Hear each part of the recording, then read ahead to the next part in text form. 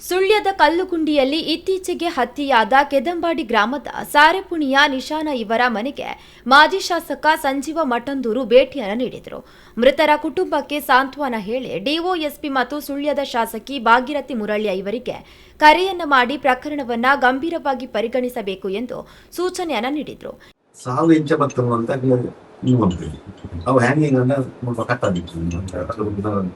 ಈಗ ಪ್ರೊಸೀಜರ್ ಇತ್ತು ಒಂದು ಅವು ತೋಜಿ ಇತ್ತೆ ದಿವಾಂತ ಪ್ರಾಬ್ಲಮ್ ತೆಗಿಬೈದ ಅಂತ ತೋಜಿ ದಿವಾಂತ ಅದಕ್ಕೆ ಒಂದು ಗಾಯ ನಿಮ್ಮಂತ ಬಂತೆ ಗಾಯ ದೋರಿ ಬಲ್ಲು ಮಾಡೋಣ ಹ್ಯಾಂಗಿಂಗ್ ಮಲ್ಪಡೆ ಸಿಗುವಂತ ಒಂದು ಗಾಯ ಹೊತ್ತು ಬಲ್ಲು ಮಾಡೋದು ಗಾಯಿಸಿ ಅದಲ್ಲ ಒಂದು ಗಾಯ ಮಾಡಿ ಅಲ್ಪ ಗಲಾಟೆ ಆಗ್ತಂದ್ರೆ ಈ ಜನ ಇರಲ್ಲ ಕೊಡೋದು ಮುಂದೆ ಇಂಚೆ ಇಂಚೆ ಪಣ್ಣಾಗ ಆಳು ಎನ್ನಡ ಪಣ್ಣಲತ್ತ ಏನ ಅಪ್ಪ ಪಡಕ್ಕೆ ಎಂದಾಗ್ತಾ ದಾಯಿಗೆ ನೋತುನೆ ಅಂಡತ್ತೆ ಐದು ಬುಕ್ಕದಾಯ್ತು ಮಾಡ್ತಂದ್ರೆ ಅದ್ರ ಫ್ಯಾಮಿಲಿ ಪೂರ ಅಂಚೆ